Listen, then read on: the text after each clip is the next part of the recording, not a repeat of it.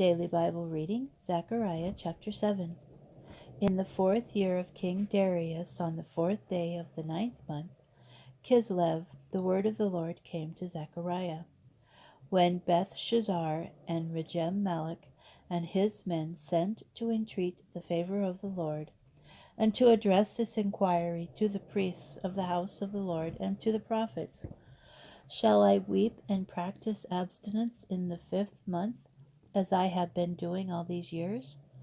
Thereupon the word of the Lord of hosts came to me.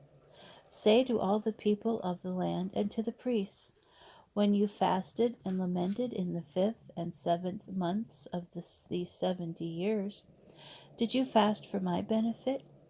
And when you eat and drink, who but you does the eating, and who but you does the drinking? Look, this is the message that the Lord proclaimed through the earlier prophets.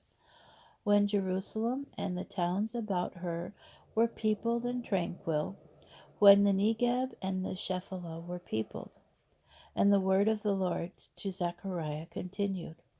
Thus said the Lord of hosts, execute true justice, deal loyally and compassionately with one another. Do not defraud the widow and the orphan, the stranger and the poor, and do not plot evil against one another. But they refused to pay heed. They presented a bulky back and turned a deaf ear.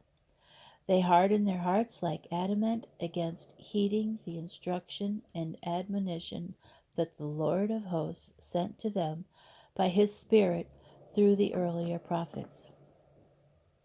And a terrible wrath issued from the Lord of hosts, even as he called, and they would not listen.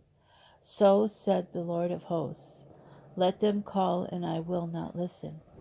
I dispersed them among all those nations which they had not known, and the land was left behind them desolate, without any who came and went. They caused a delightful land to be turned into a desolation.